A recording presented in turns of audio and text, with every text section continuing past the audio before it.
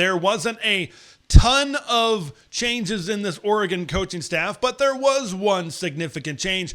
Junior Adams leaving the Oregon wide receivers coach post to be the new wide receivers coach over with the Dallas Cowboys, and in comes Ross Douglas.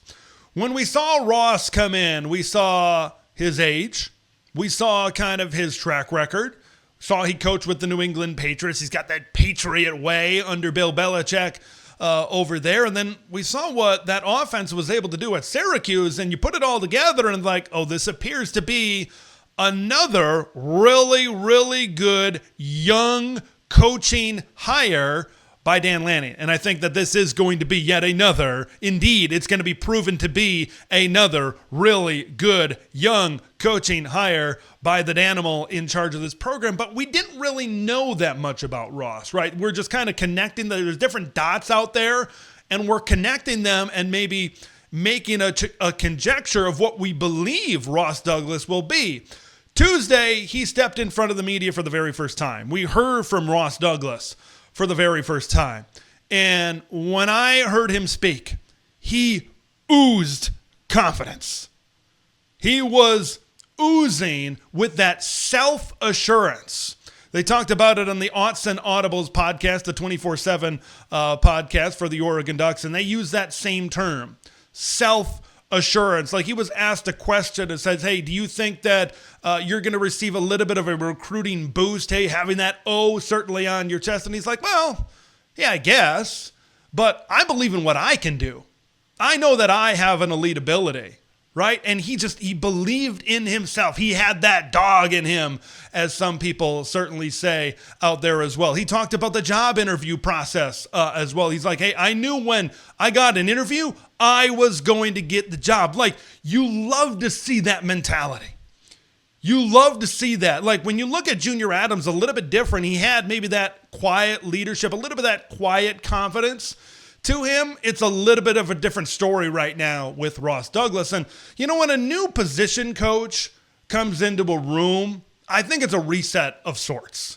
Okay? Because I think, you know, when you have a position coach for a couple of years, he's kind of, you know, with, of course, the guidance of Coach Lanning and Coach Stein, you know, you kind of have a profile and you kind of know, you know, when you've been around this coach for a couple of years where maybe which direction certain players are going and certain directions that other players are going.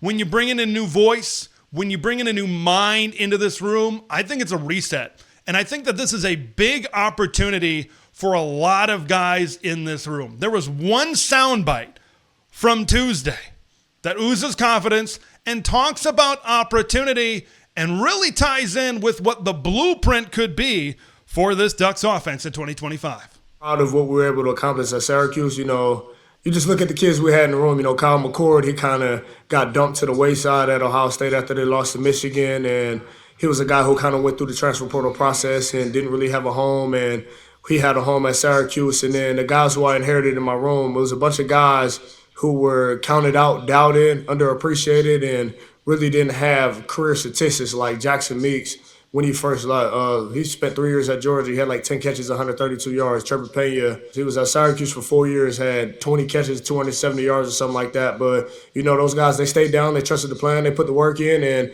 it was a long process. But at the end of the day, those guys were truly bought in. They got better every single day, and we were able to have the best pass offense in the country. And I just hope to replicate that here. You know, it's, again, kind of similar situation where, you know, Evan Stewart returns, he has some production. Gary Bryant, he's played in his career before. Corey Moore, true freshman. J-Lo played a little bit last year. But it's a bunch of guys who might not have all the accolades and the stats and the All-Big Ten honors and things like that. But at the end of the day, these are talented players and they're willing to put the work in. So we're just focused on getting better every single day. So I hope to kind of replicate that same thing here at Oregon. If I'm anybody outside of Evan Stewart and DeCorian Moore, and I hear that, and I look at that blueprint from at Syracuse, I'm excited because I think that this is a newfound opportunity. You look at I know he wasn't the coordinator. Okay, he wasn't scheming stuff up, but he was certainly still in the room. He's going to be the passing game coordinator as a part of his title at Oregon. He is going to be a big part, certainly, of this passing game and what it looks like and who gets a lion's share of the targets, of the receptions, of the snaps this particular season. And if I'm a guy like a Gary Bryant Jr., right, who he kind of took the podium on Tuesday as well, and he's back to full health. And what we have seen, what Gary Bryant can do, he can be a 500-yard, 4 or 5 touchdown receiver when he is fully healthy, coming off of an injury. There's an opportunity for him to really get back into the limelight as well. If I'm a Kasper, like if I'm a Jeremiah McClellan, like we all know the Malik Benson who transferred in, like we all know the names. But there's one name that I actually, in the last show, talked about as maybe a possibility to even transfer out in the spring portal that I think brings a newfound opportunity that if he can really hit the ground running this spring, we've seen some social media clips of him, then maybe he can realize his potential with someone like Ross Douglas leading this room right now, and that's Jurrion Dickey, a former 5-star recruit. Like, if he can be the outside receiver that Oregon is looking for, he's battled through some injuries, he's battled through some other things, certainly in his Oregon career. If he can be a guy that can really learn and that can really develop under Ross Douglas, this receiver room it goes from deep to crazy deep at that point. But hearing what I heard there from Ross, I think there is a tremendous opportunity for guys that maybe haven't seen the field a lot to really say, hey, everybody's on a level playing field this spring. There's a newfound opportunity. I can step up and be that guy going forward. The blueprint. Because when I look at Syracuse statistically last season, I see a blueprint of what the Ducks could be from a receiving standpoint. Now, it's worth saying this. Syracuse, of course, was the top passing attack in college football last season. Oregon had 100 more rushing attempts than Syracuse last year. So I think that Oregon is going to be a much more balanced offense than the Ducks, or than the Orange, were last year. Like, you saw 3 pass catchers over 900 yards. Break it down. Jackson Meeks, Douglas talked about him and the jump that he made, coming in over 1,000 yards, 7 touchdowns. Trevor Pena, 941 and 9 touchdowns. How about a tight end in Arande Gadsden, who has a similar-ish body frame of Kenyon Sadiq?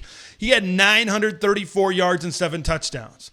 I think when we look at that top 3 and we break it down, why can't Oregon have a similar type of output? Why can't, in 2023, they had 2 1,000-yard receivers in Troy Franklin and Tez Johnson. Why can't you have DeCorian Moore up there? Why can't you have Evan Stewart as 1,000-yard receivers? Why can't you have someone like Kenyon Sadiq as an 800 or 900-yard receiver? And then why can't you have, whether it's Dickey, whether it's Benson, whether it's McClellan, whether it's Kasper, really filling in as well? You have someone like Darrell Gill for Syracuse, 570 yards and 2 touchdowns. There were a handful of guys that were like in that 200 to 300 yard range as well. Like, a lot of what I saw on this stat chart from Syracuse, I kind of looked at it and I said, this is a lot of what we could see at Oregon. I'm going to reiterate it and say Ross Douglas is not calling the plays. Okay? He's not maybe the final say drawing up the game plan, but he's going to have a big part on recommending which receivers that he feels has stood out in practice, that stood out in spring, that stood out in fall, that stands out on a week-to-week basis. I love the confidence that he is bringing to this room. I love the confidence that he portrays himself with. I think he provides an extra benefit to Oregon. I like guys that come in and don't say, hey, I mean, you of course want to have guys that love being at Oregon, but I love guys that say, I'm going to be a benefit to Oregon, not maybe that Oregon is going to be a benefit to me. I love that confidence.